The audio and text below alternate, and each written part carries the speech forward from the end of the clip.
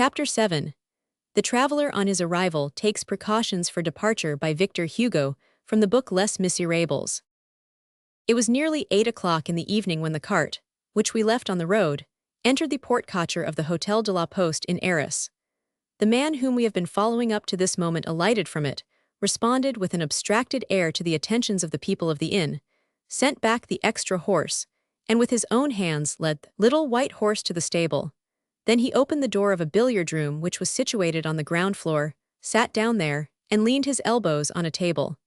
He had taken 14 hours for the journey which he had counted on making in 6. He did himself the justice to acknowledge that it was not his fault, but at bottom, he was not sorry. The landlady of the hotel entered. "Does monsieur wish a bed? Does monsieur require supper?" He made a sign of the head in the negative. "The stableman says that monsieur's horse is extremely fatigued." Here he broke his silence. "Will not the horse be in a condition to set out again tomorrow morning?" "Oh, monsieur, he must rest for 2 days at least." He inquired. "Is not the posting station located here?" "Yes, sir." The hostess conducted him to the office. He showed his passport, and inquired whether there was any way of returning that same night to M by the mail wagon. The seat beside the postboy chanced to be vacant. He engaged it and paid for it. "Monsieur," said the clerk, "do not fail to be here ready to start at precisely 1 o'clock in the morning." This done, he left the hotel and began to wander about the town. He was not acquainted with Arras. The streets were dark, and he walked on at random, but he seemed bent upon not asking the way of the passers-by.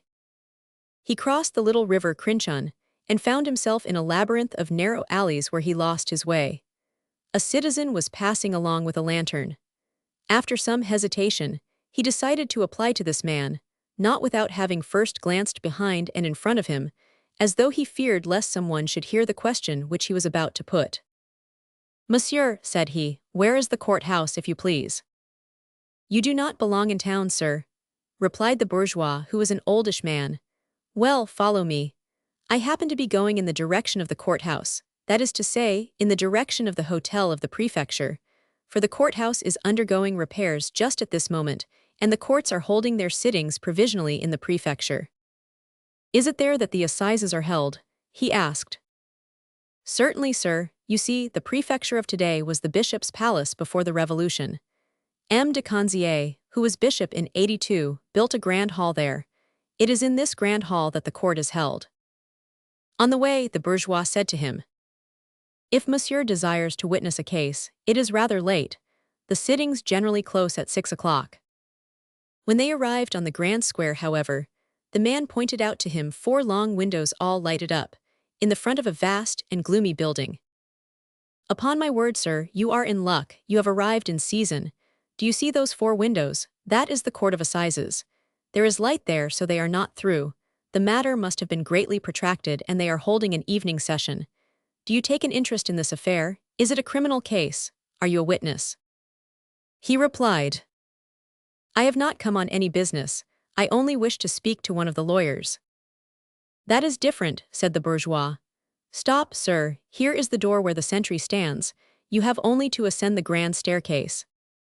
He conformed to the bourgeois's directions, and a few minutes later he was in a hall containing many people, and where groups, intermingled with lawyers in their gowns, were whispering together here and there.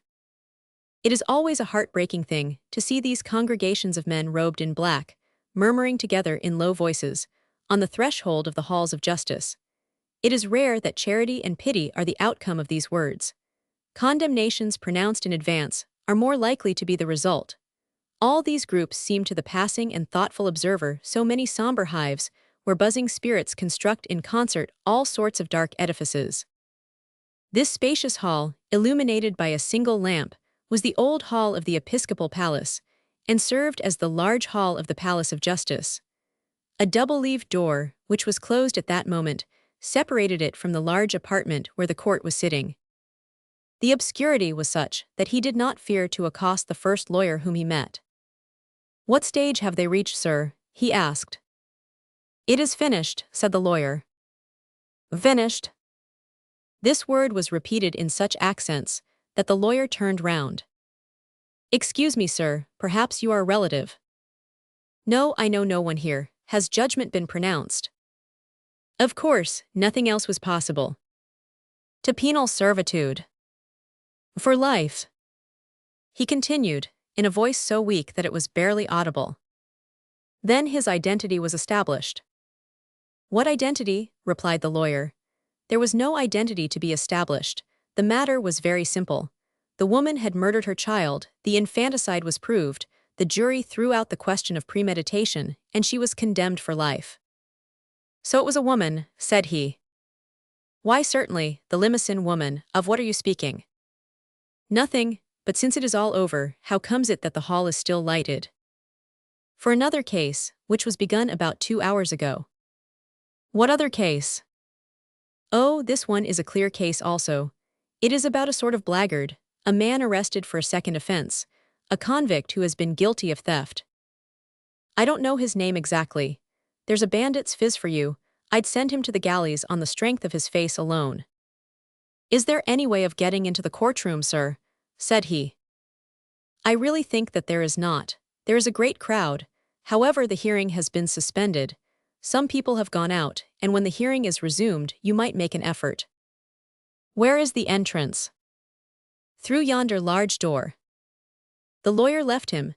In the course of a few moments he had experienced, almost simultaneously, almost intermingled with each other, all possible emotions.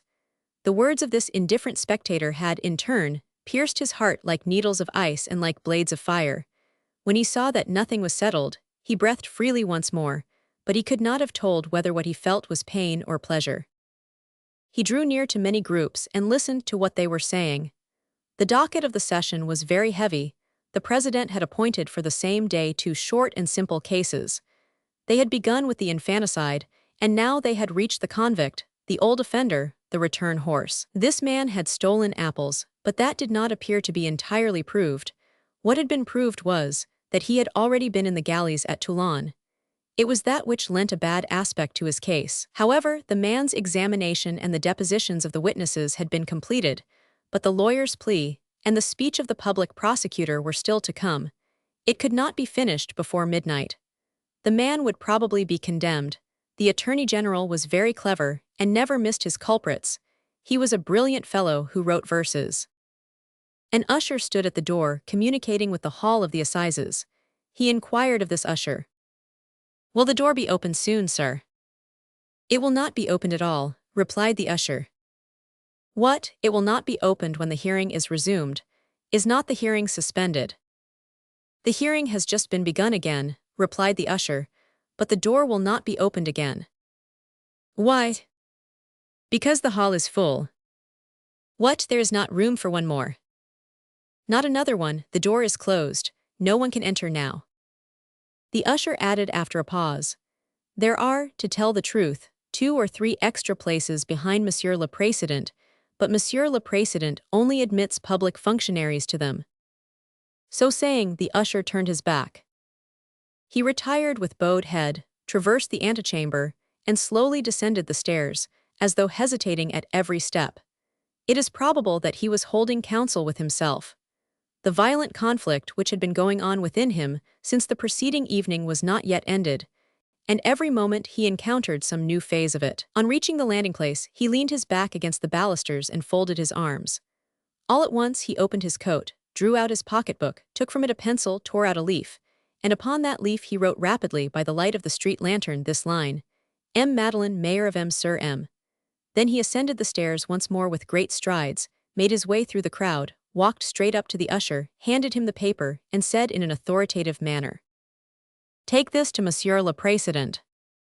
The usher took the paper, cast a glance upon it, and obeyed.